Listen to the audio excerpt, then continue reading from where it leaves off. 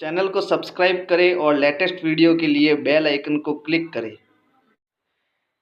नमस्कार, विनय क्लासेज की online class में एक बार फिर से आपका हार्दिक स्वागत, अभिनंदन।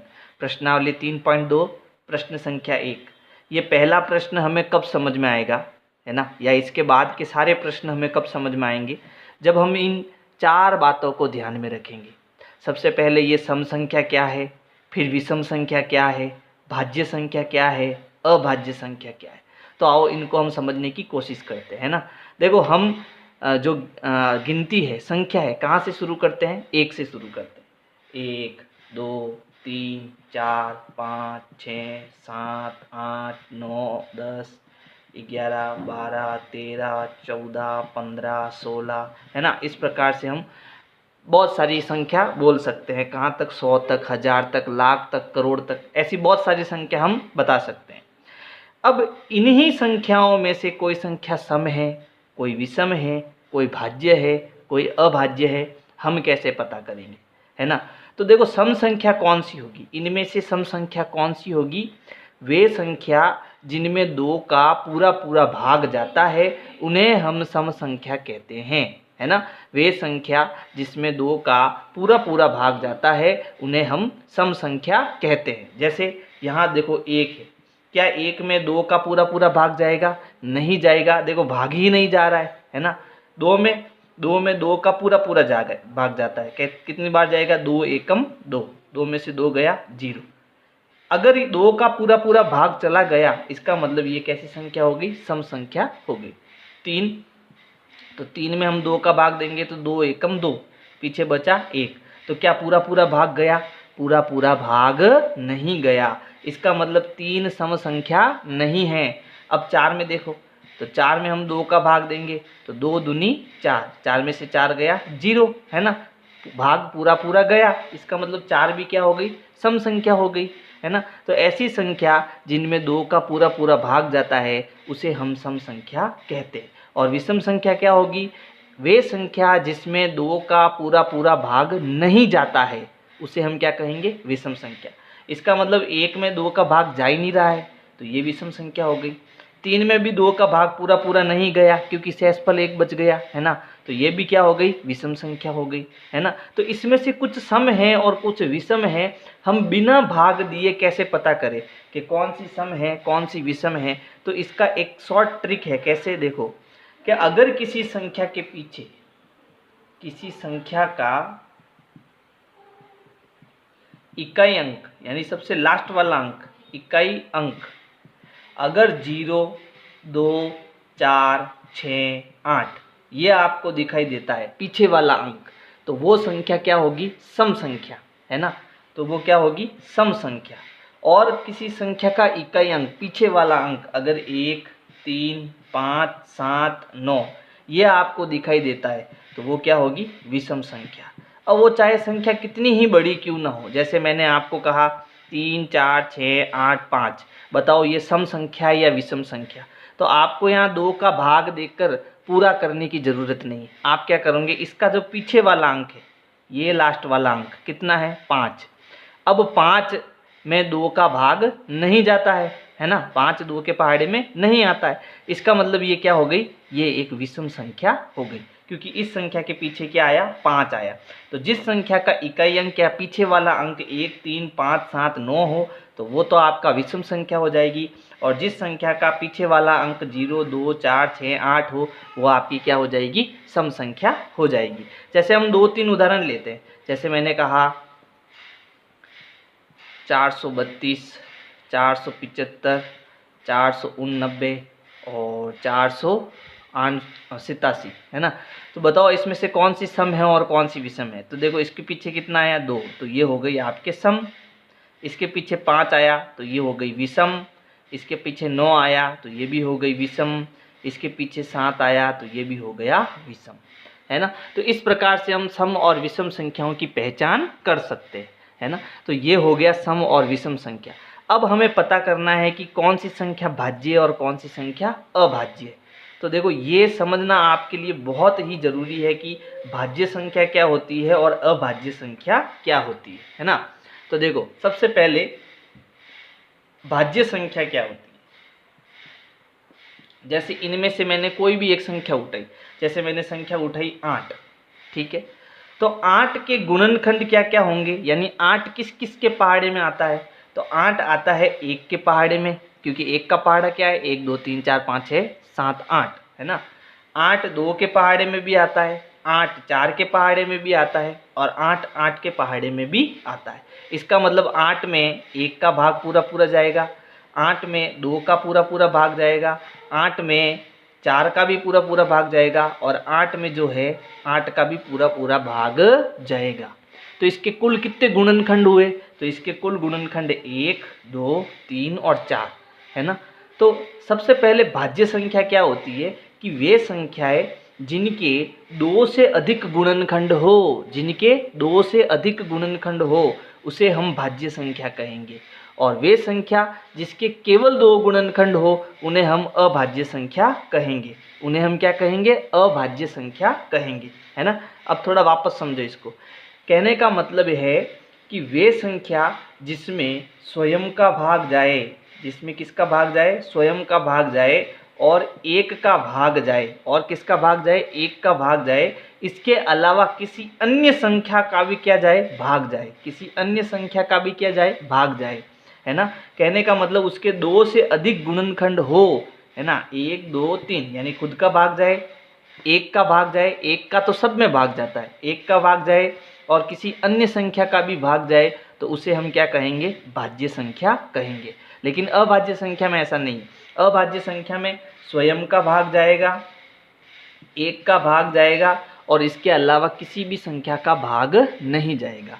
अब यहाँ जो 1 है, ये 1 ये न तो भाज्य है न ही अभाज्य है, ये थोड़ा ध्यान रखना। अब 2 को चेक करते हैं, तो देखो 2 में 2 का भाग, स्वयं का भाग, 2 में स्वयं का भाग कितनी बार गया, 1 बार गया, भाग पूरा पूरा गया, है ना, यानी 2 में 2 का भाग जा रहा है। इसके अलावा 2 में 1 का भाग भी जा रहा है ना, क्योंकि 1 का पहाड़ा होता है 1 2, कितनी बार गया, 2 बार, है ना। अब इसके अलावा 2 में किसी संख्या का पूरा पूरा भाग जा रहा है क्या, इसके अलावा, है ना, 1 और स्वयं के अलावा, 1 और 2 के अलावा किसी भी संख्या का भाग अब इसमें नहीं जा रहा है, यानी इसके केवल 2 ही गुणनखंड है। इसके केवल कितने गुणनखंड है, 2, तो 2 के 2 गुणनखंड है, एक तो 1 का पूरा पूरा भाग जाएगा और 2 का पूरा पूरा भाग जाएगा, इन दोनों के अलावा किसी भी संख्या का पूरा पूरा भाग नहीं जाएगा। फिर हम 3 लेते हैं, तो 3 में 1 का भाग पूरा पूरा जाएगा और 3 का भाग भी पूरा पूरा जाएगा, इसके अलावा किसी भी संख्या का पूरा पूरा भाग नहीं जाएगा। फिर 4 लेते हैं, तो 4 में 1 का भाग जाएगा, 4 का यानी खुद का भाग भी जाएगा, है ना, लेकिन इसके अलावा 2 है, तो 2 का भाग भी 4 में पूरा पूरा जाएगा। देखो 2 एकम 2, 2 दूनी 4, पीछे बचा 0, तो 2 का भाग जा रहा है 4 का, यानी खुद का भाग भी जा रहा है 4 में, 4 एकम 4, है ना, खुद का भाग भी जा रहा है, इसके अलावा 1 का भाग भी जा रहा है। तो जब यहाँ पर देखो ऊपर तो 2 गुणनखंड, इसके कितने गुणनखंड हो गए, 1 2 3, 1 का गया, 4 का गया, 2 का भी भाग गया, तो इसमें 3 गुणनखंड हो गए। इसका मतलब ये अभाज्य संख्या है, ये दोनों आपके क्या है, सॉरी ये दोनों आपके क्या है, अभाज्य संख्या, और ये आपके क्या है, भाज्य संख्या। जिसके 2 से अधिक गुणनखंड हो तो वो आपकी भाज्य संख्या हो जाएगी, और जिसके केवल 2 गुणनखंड हो वह अभाज्य संख्या हो जाएगी। कहने का मतलब है जिसकी खुद की टेबल हो, जो खुद के पहाड़े में आता हो और किसी भी पहाड़े में नहीं आता, है ना।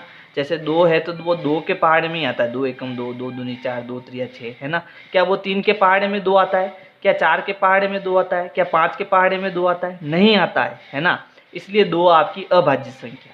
3 3 के पहाड़े में आता है लेकिन और किसी भी पहाड़े में नहीं आता, 4 4 के पहाड़े में भी आता है और 2 के पहाड़े में भी आता है ना। इसलिए ये क्या हो गया, भाज्य हो गया, यानी जो खुद के पहाड़े में आए और किसी भी पहाड़े में ना आए वो आपकी अभाज्य संख्या होगी, और जो खुद के पहाड़े में भी आए और दूसरों के पहाड़े में भी आए वो आपके भाज्य संख्या होगी। तो अगर मैं आपको कहूँ इसमें से भाज्य और अभाज्य संख्या पहचाननी है आपको, तो 2 सबसे छोटी अभाज्य संख्या है, उसके बाद 3 अभाज्य संख्या है, ठीक है। फिर 4 2 के पहाड़े में भी आता है ना, तो इसका मतलब 4 आपके भाज्य संख्या हो गई, क्या हो गई, भाज्य संख्या। 5 5 का खुद का पहाड़ा है, 5 दूसरों के पहाड़े में नहीं आता, तो ये अभाज्य संख्या हो गई। 6 6 6 के पहाड़े में भी आता है, 2 के पहाड़े में भी आता है और 3 के पहाड़े में भी आता है। इसका मतलब ये भाज्य संख्या हो गई। 7 7 केवल 7 के पहाड़े में आता है और किसी भी पहाड़े में नहीं आता, तो 7 आपकी क्या होगी? भाज्य संख्या होगी। तो भाज्य संख्या क्या होगी? जो खुद के पहाड़े में आए और किसी पहाड़े में ना आए। जैसे 8, तो 8 देखो खुद के पहाड़े में आता है, 2 के पहाड़े में भी आता है, 4 के पहाड़े में भी आता है। इसका मतलब 8 जो है वो आपके अभाज्य संख्या नहीं है, तो क्या है? भाज्य संख्या है ना। 9 देखो 9 के पहाड़े में आता है, इसके अलावा 3 के पहाड़े में भी आता है, इसलिए 9 भी आपके क्या हो गया? भाज्य हो गया। 10 के पहाड़े में आता है, 2 के पहाड़े में, 5 के पहाड़े में, इसलिए ये भी आपका क्या हो गया? भाज्य संख्या होगी। 11 खाली 11 के पहाड़े में आता है और किसी भी पहाड़े में नहीं आता, इसका मतलब ये अभाज्य संख्या। फिर 12 6 के पहाड़े में आता है, 2 के पहाड़े में आता है ना, 3 के पहाड़े में, 4 के पहाड़े में भी आता है, तो 12 तो आपके भाज्य संख्या है ना। तो इस प्रकार से आपको भाज्य और अभाज्य संख्याओं की पहचान करनी है ना। तो ये 4 संख्या हमने कंप्लीट समझ ली है।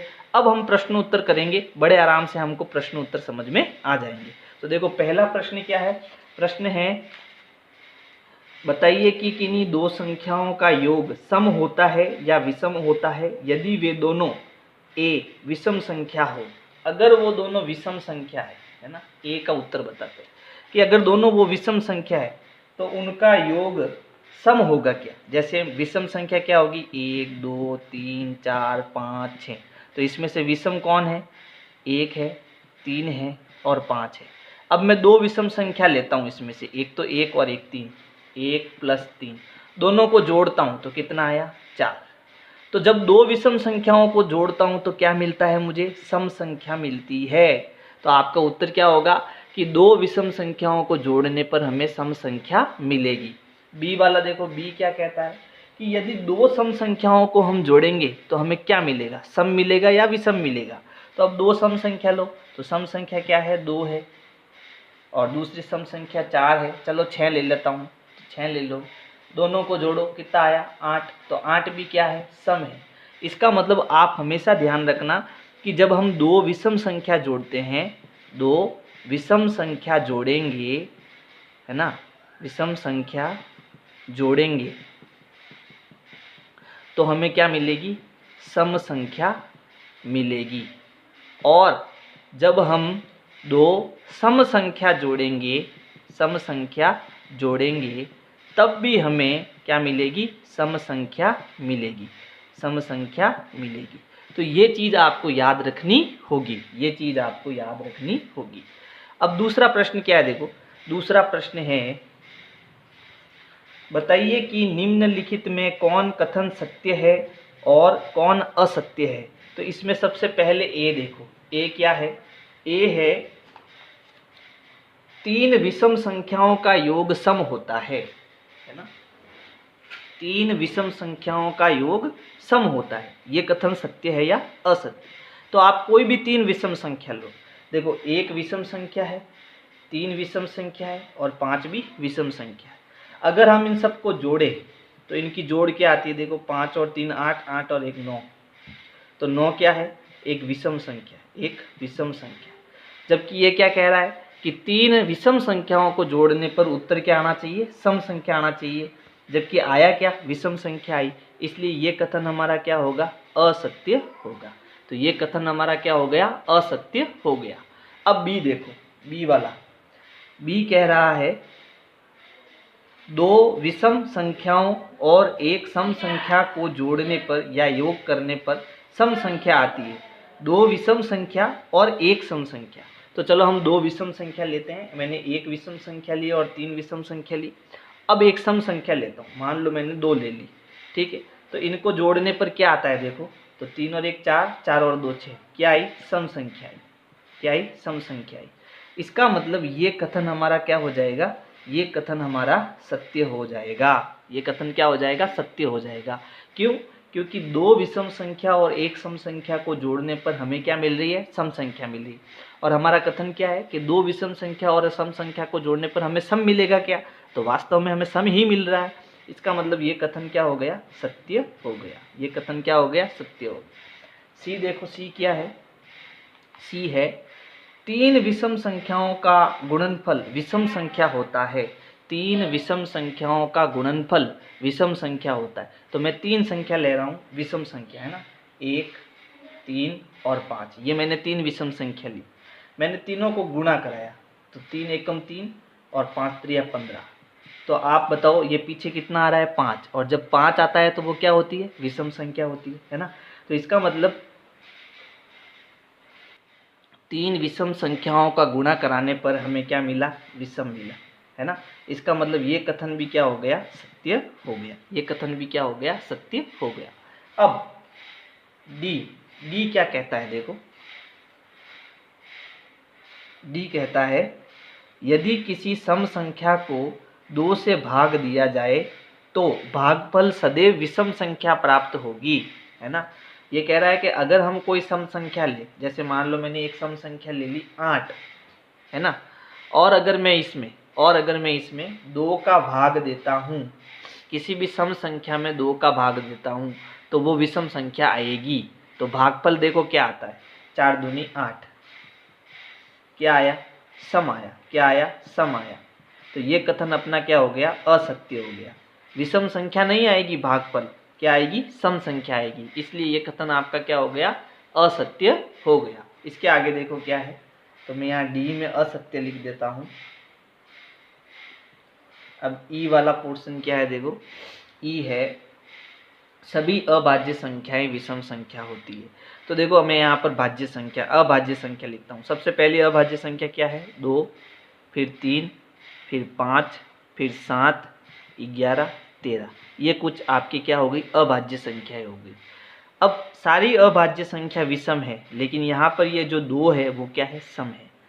तो हम ये कहेंगे कि सभी संख्याएं जो अभाज्य है वो विषम संख्याएं नहीं होती है, सम संख्या भी एक अभाज्य संख्या होती है। तो ये भी कथन हमारा क्या हो गया, असत्य हो गया। ये भी कथन क्या हो गया, असत्य हो गया।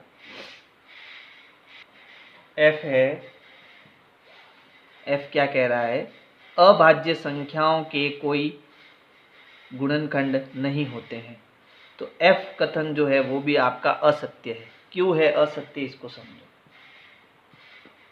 ये कह रहा है कि आपके कोई भी अभाज्य संख्या है, जैसे मैंने अभाज्य संख्या ली 3, तो इसके कितने गुणनखंड होंगे कि भाई इसमें किस किस का भाग जाता है, इसमें 1 का पूरा पूरा भाग जाता है और इसमें 3 का पूरा पूरा भाग जाता है। तो इस 3 के कितने गुणनखंड हुए, 2 गुणनखंड हुए, है ना।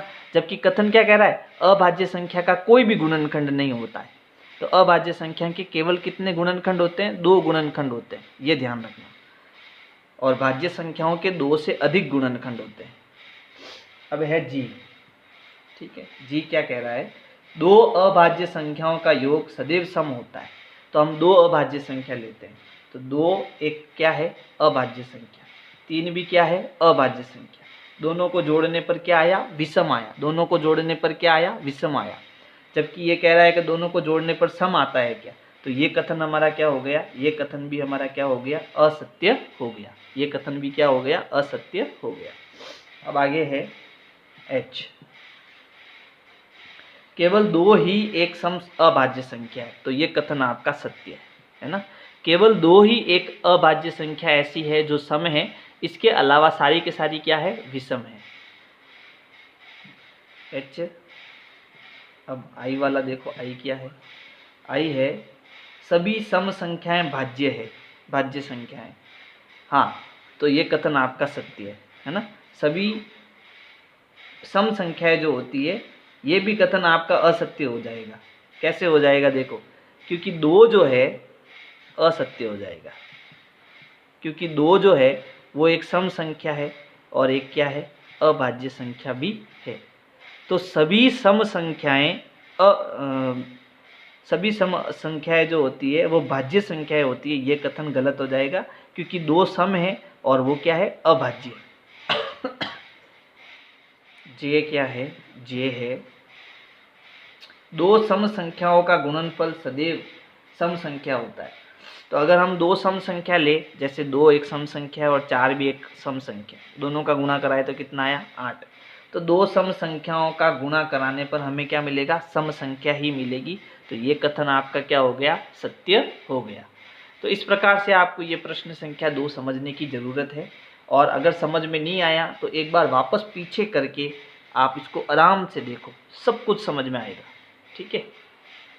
यदि आपको वीडियो पसंद आई तो लाइक करो, सब्सक्राइब करो, शेयर करो, कमेंट करो। Thank you.